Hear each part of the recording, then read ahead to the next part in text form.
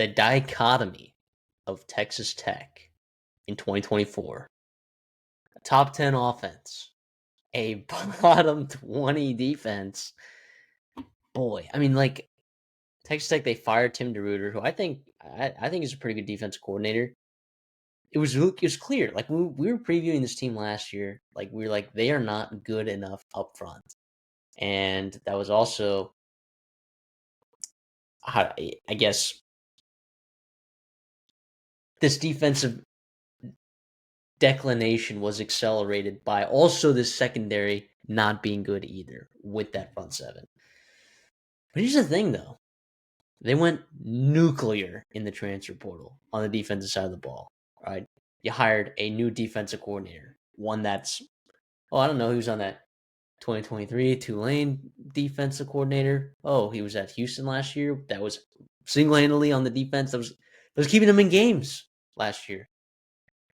So I think they got a good look right there. This offense, though, even though you lose Taj Brooks, you still have incredibly talented backs in the backfield, and you are just going to be sick on offense here. You are going to be sick, right? Even though you lose Josh Kelly, who was your leading receiver last year, I'd argue Caleb Douglas is significantly more talented than Josh Kelly, even though this show, hand up, we were the ones that were like, hey, everyone and their mom needs to be watching for Josh Kelly because he's freaking really good at football. And he was fantastic last year, but Baron Morton, another year, stay healthy. Come on, offensive line, you get most of these guys back, plus a couple of good transfers. I mean, dude, is Joey McGuire back? I mean, he never left, but is Joey McGuire back? It's a big year for him. I think expectations are high, as they should be, with the investment and the buzz around this team. Last year, obviously, you had some disappointing losses. You had opportunities, to make your way and push into that a wide open Big 12 that Arizona State captured and ultimately ended up being a dangerous team, in that semifinal. And you were not far away. You beat Arizona State back in September. Now, that was a much different team than we saw. And this Texas Tech team last year was flawed defensively, right? They had a lot of problems. You attack it hard in the portal. You obviously had some coaching staff changes, all that kind of stuff. Things you expect to be a lot better on and more secure on that side of the ball. Hopefully some depth added as well, so you can withstand some attrition and all that. But boy, oh boy, is it fun, man, to be a Red Raider right now in 2025. The good news is, too, you've got a little buildup. Now, we've seen Texas Tech struggle the past couple seasons in their out of conference and getting up to speed to each season. That has to change this year. You cannot struggle with Arkansas Pine Bluff, with Kent State, Oregon State even.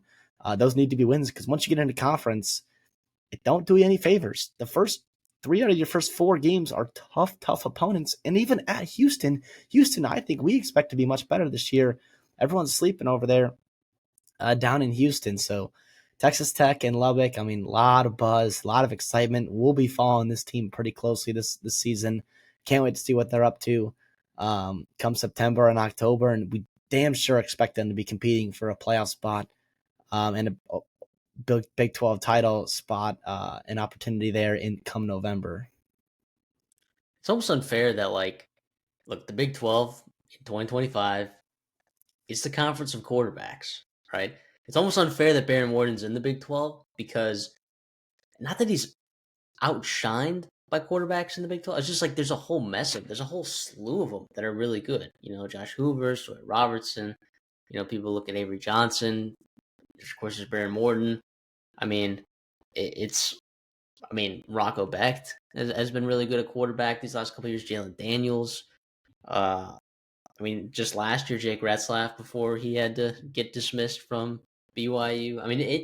It's definitely a conference of quarterbacks, which is, I think, what plays into somewhat in the narrative that Baron Morton's not a great quarterback, which is ridiculous. Baron Morton is a very good quarterback. He's a very good quarterback, and people outside of Lubbock will not want you to believe that. This was a top 10 offense last year. And guess what? Oh, yeah. Oh, they ran Taj Brooks in the ground, whatever. No. They were averaging 300 yards in the air a game. They were heaving the ball on people.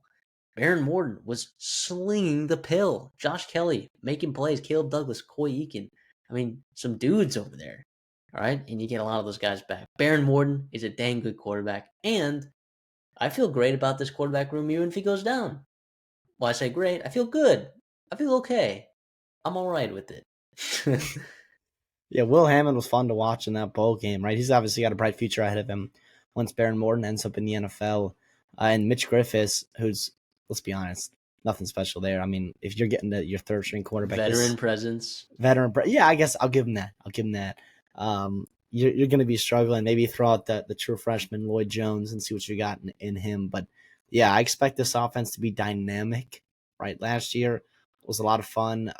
Baron Morton, I do expect him to be right up there with some of the better quarterbacks in college football, especially the Big 12.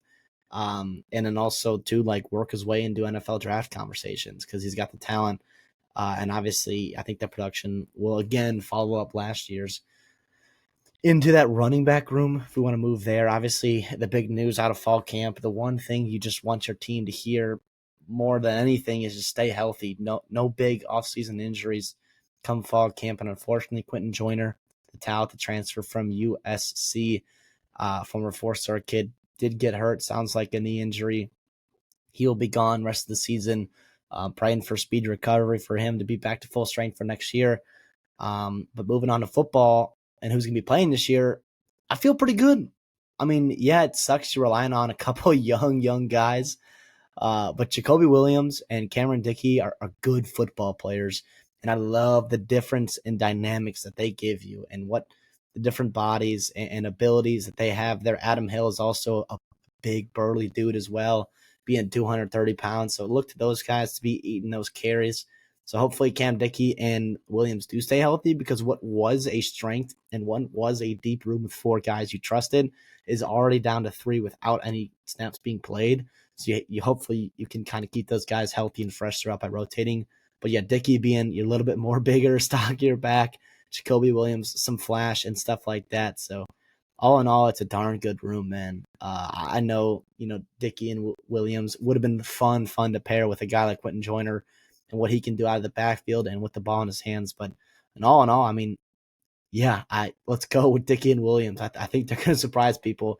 You Texas Tech fans know you got some good ones there. Yeah, I don't think Quentin Joyner, like getting him in the portal, I don't think it was a necessity. Like that was a luxury. That was like, oh, okay, we just upgraded, or not even necessarily upgrade. Like who knows? I mean, I'm assuming that he's probably starting, but what if Quentin Joyner was just like another, just another change of pace back? Like I don't know. I don't know what he would have been, but that is unfortunate. I do want to move to this receiver room, though, because last year we talked about it being one of the better ones in the country, the most underrated one in the country. We made a whole video about underrated position groups in college football heading into the season. We were like, this wide receiver room is underrated. Why are people not talking about it? Well, guess what? I mean, they were throwing the ball all over the yard last year. So, Caleb Douglas is an absolute freakazoid at 6'4", originally come from Florida. He was really solid last year. Those yards that are leaving out the door that went with Josh Kelly, they're going to be distributed to Caleb Douglas. They're going to be distributed to Coy Eakin. And then Reggie Virgil. If you've looked at the depth chart for Texas Tech that they put out, Reggie Virgil seems to be the starting X receiver on this team. CD, I mean, as a fan of a school that also got a Miami, Ohio wide receiver, what can you tell us about Reggie Virgil? Yeah, he's a dude, man. He was, I think, the leading receiver for Miami of Ohio last year. He's 6'3", so you got a couple of big dudes on your outside with Douglas at 6'4", Virgil at 6'3", even Eakin in the slot there being 6'2". Holy cow, you talk about mismatch nightmares, and you throw in a couple of really talented tight ends as well, which we'll get to those guys too.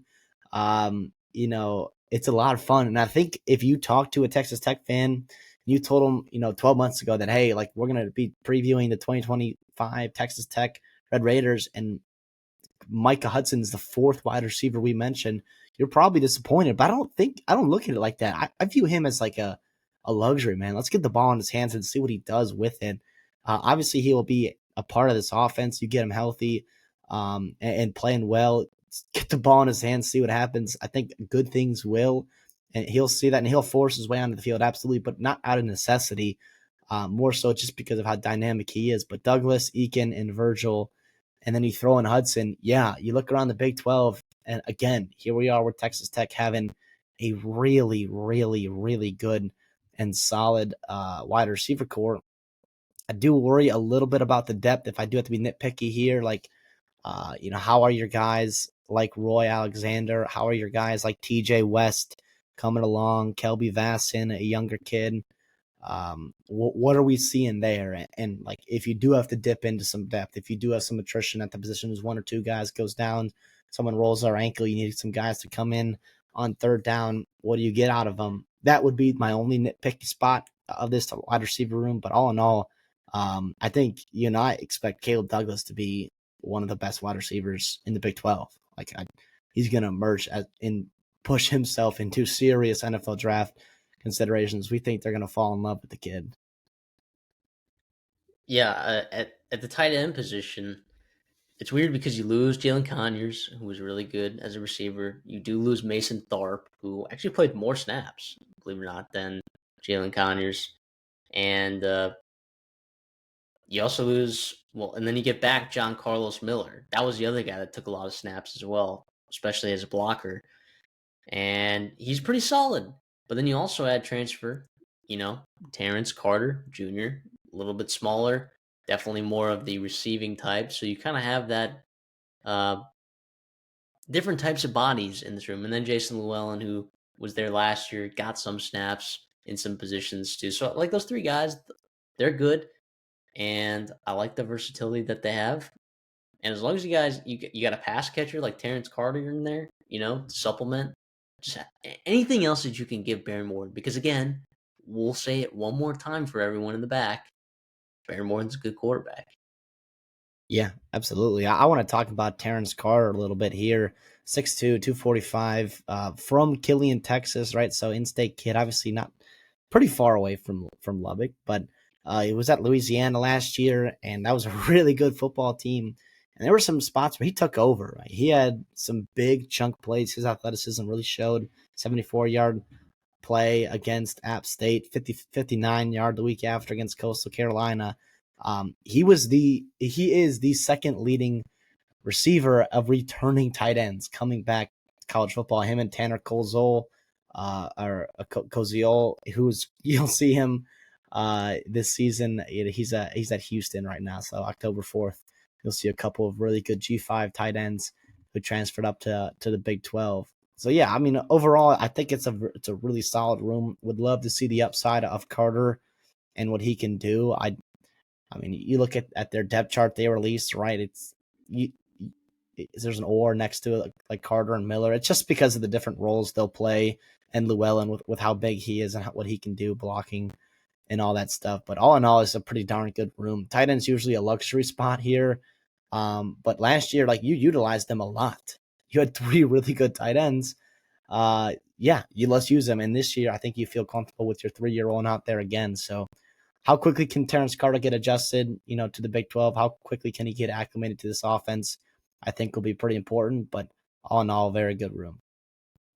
Another thing that'll be important in this offense, of course, is the offensive line, where it's pretty good, right? I mean, Sheridan Wilson, Davion Carter, I mean, locking up the interior. The question, becomes, what are you going to get at the tackle spot, right? It seems like Jacob Ponton won that job at that right tackle spot uh, as just a redshirt freshman, which is pretty impressive. And then at left tackle spot's going to be transfer Howard Sampson from North Carolina. Uh, some big boys at tackle. You got 6'8", 6'7", or 2 6'8" guys, locking up your anchors at those tackle spots, with pairing them with some very experienced interior offensive linemen. And I also feel like it's not bad depth at all. You got, No, I don't know how to say his name, Vinny Scurry, who could play, either guard spot for you.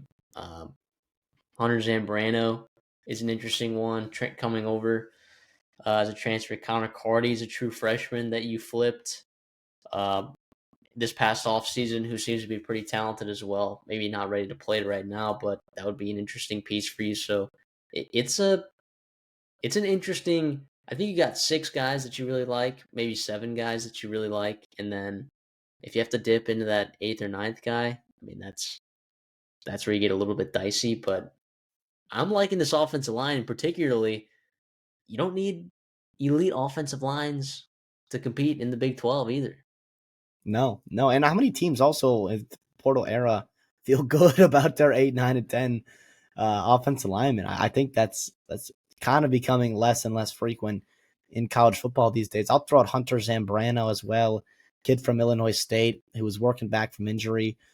It sounds like, I think that right tackle position might be not a competition come, the September, but I think you're still working out that. I think in an ideal world, Ponton takes that by the bullhorns, like how talented he is at 6'8" and his length. That would be fantastic. But worst case scenario, you got I think a pretty reliable swing tackle there with Zambrano coming up from the FCS division and hopefully getting healthy and adjusting to Big 12 play. But yeah, what a really solid offense line. It's a great offense here. Again, I mean, yeah, you'd love to have Joyner. You'd love to have, your ex receiver and, Josh Kelly, guy that we were unbelievably high on last year. And he was so good, 1,000-yard receiver. But I have a feeling you'll see 1,000-yard receiver on this roster.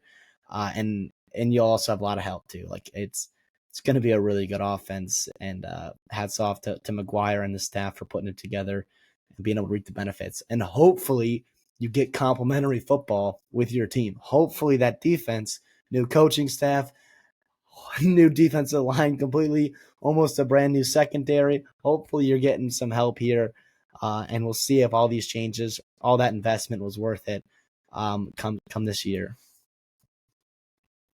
I mean, correct me if I'm wrong, CD, but like these are good transfers that they got on the defense. Like, how often can you say like, "Oh yeah, we really liked our defensive line haul that we got in the transfer portal"?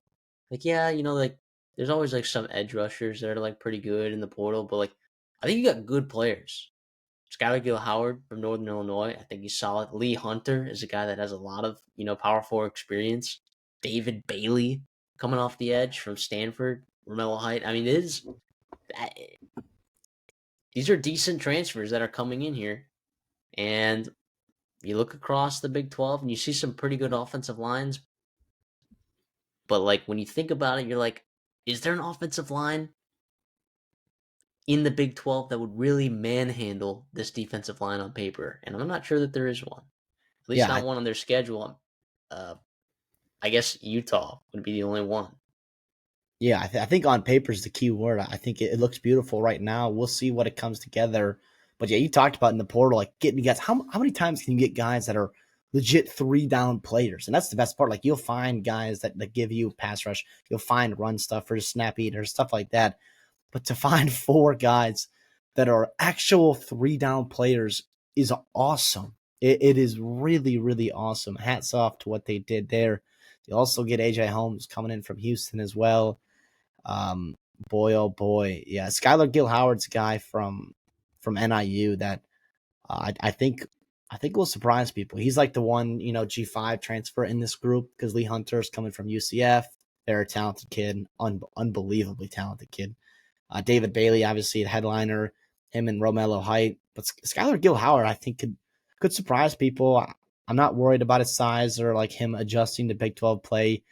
I think he'll do just fine. He'll hold up very well. Was very talented, very good for a pretty darn good NIU defense last year. So yeah, let's go.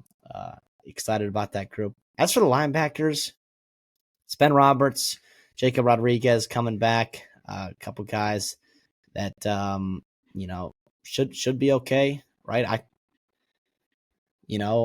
Rodriguez is pretty darn good. I like him. I tend to think he's, pretty solid defender for you. He grinded out really well per PFF, and Ben Roberts also played a ton of snaps. Didn't grade out super well, ideally, all throughout his game, like a lot better in run defense than he was potentially playing in space, covering receivers. But it's also it's a nice thing to have a couple linebackers coming back that have 600 plus snaps. Like I think that's like the main takeaway from this group is they're also going to be playing behind, and it will help them in their games playing behind what should be a much better defensive line than they played behind last year.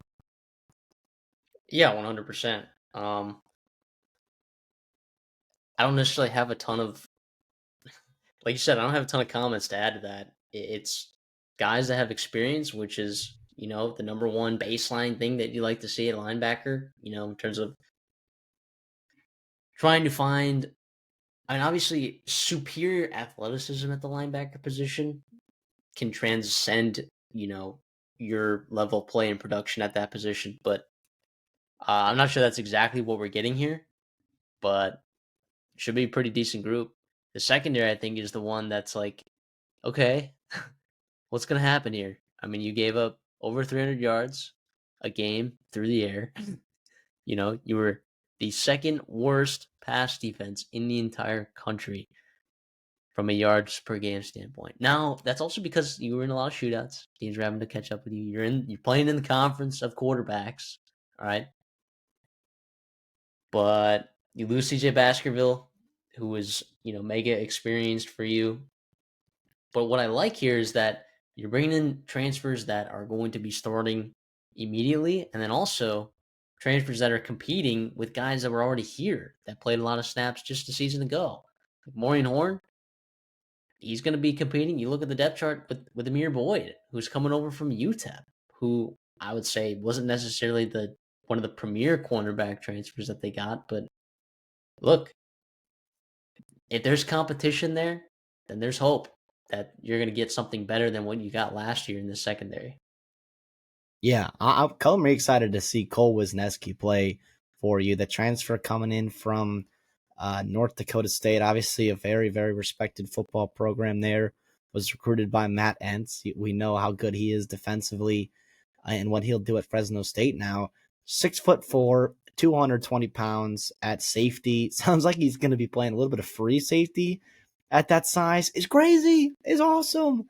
It's exciting. Hopefully that could translate to the Big 12, where you're asked to play a lot of times in space, especially with the good quarterbacks this year in this conference. Him and Bryce Pollock are a couple transfers they feel really good about and how they hit on those guys.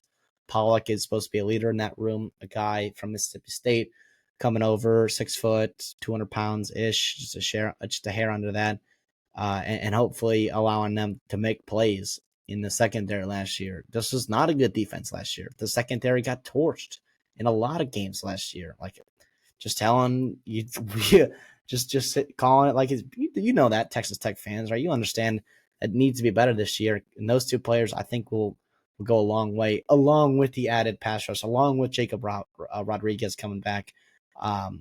Should see a lot more complete defense. I think, too, like if you can stop the run better on early downs, you can play in 3rd and 7, you play 3rd and 9, you just become so much better of a defense than if you're playing in 3rd and 4, 3rd and 5, where you have to cover all the field. You have to cover potentially the run. You have to cover, short and intermediate routes as well. So, yeah, I'm actually excited to see this defense because they have a lot of change. The good news is, and we'll talk about with their schedule, like I said earlier, you get a little bit of a runway. And we know doesn't guarantee nothing with Texas Tech fans. It's been hard sometimes to win all of your out of conference games. You should win, but you do get to ease in just a couple weeks right before you really jump in to Oregon State with Malik Murphy and then into your conference play. And your bye weeks early too. Even if you do lose to Utah, like okay, great. You didn't have it figured out. You can reset for the bye week and then really attack October because that's probably your toughest month of the year. Yeah, definitely. Before we get into the schedule and win totals, I do want to briefly bring up special teams. You do bring in Upton Belenfant as a kicker, who I only bring him up because he was 13 All-MAC, and he was specifically recruited by none other than Pete Lembo, special teams guru himself. So I think you can expect some pretty solid play there from Upton Belenfant. And then Jack Burgess will be there again as your punter. And Micah Going to Hudson the Michael returning Hudson. kicks, right? Wouldn't that be fun? It's kind of a big deal. That'd be a lot of fun. I do want to talk about Mac Leftwich a little bit, who's your offensive coordinator. Like, it's no secret that like Zach Kitley. I mean, if you've listened to our show for an extended period of time, like you know our feelings about Zach Kitley. He was amazing. We think he's going to be fantastic at FAU. We think he'll have an immediate impact there. Mac Leftwich, he also very good coach. He was over there at Texas Tech these last 2 years as their offensive coordinator, as you saw their offense surge. Texas State. Right, Texas State in that DJ Kinney system. Before that, he was at where? The Incarnate Word as the offensive coordinator for 1 year. And then before that, the quarterback's coach for Cam Ward.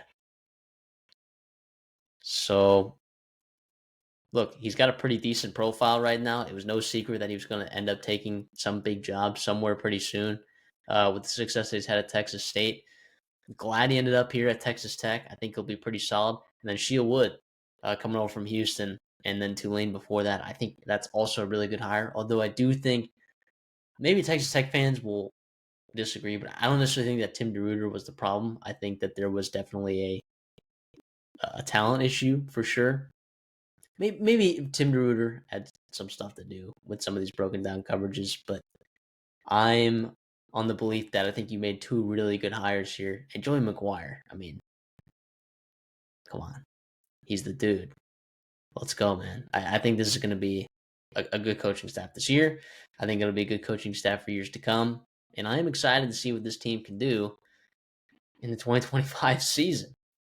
With that, unless you have anything else to add, CD, we can talk about their schedule and get into this win total. Yeah, well, we're picking it here at, what is it, 8.5? That's a dangerous line. That's a high line for Texas Tech, right? Or any team in the Big 12, just because, I think Texas Tech probably is one of the more, if not the most talented team, in the Big 12, I think on number and their portal rankings and all that stuff. And obviously you're recruiting the high school ranks pretty darn well and exciting there. But the reality is, like, it's harder to evaluate, Vegas in terms of, because you do have a little bit more parity in the Big 12 than you see in other conferences. So that's the danger of picking win totals. I'm on the over here, right? I feel good. All the things that align to me and like things why I want to take overs, right? Like dynamic playmakers, potential, defensive line disruptions, improvement on the defense. You also have solid quarterback depth with Will Hammond. So if you do have injuries, especially for a week or two, like you can have a guy go in there and win you one or two games in that spots, which is exciting. And then all of a sudden, like, yeah, I that's why I'm on the over here. Your schedule too, I think in terms of Big 12 standards, we talked about it. It's one of the best out there, right? I think like yeah, I think it's one you probably are excited about. Obviously, at Arizona State, at Kansas State, and at Utah, those are tough. Like tough, your hardest games being on the road. But you split those, you go 1-2, 2-1 in those. You set yourself up really, really nicely to make a run in the Big 12 here, and ultimately finish, especially with some of your games that could be trap games, could be like losable games with Kansas, BYU, UCF, year one of Scott Frost. Those are at home, and it gives you a lot of comfort there playing in Lubbock. So I don't love how the bye weeks work out. That first one I think is great. It's a good spot there at the end of September. But that second one, not having a bye week until the end of November, having to play from October 4th all the way to November 15th without a bye, it's kind of brutal. And that is a little bit worrisome, but nonetheless, I'll go over 8.5. Yeah, I think I'm with you. Not feeling strong enough about that to necessarily wager that.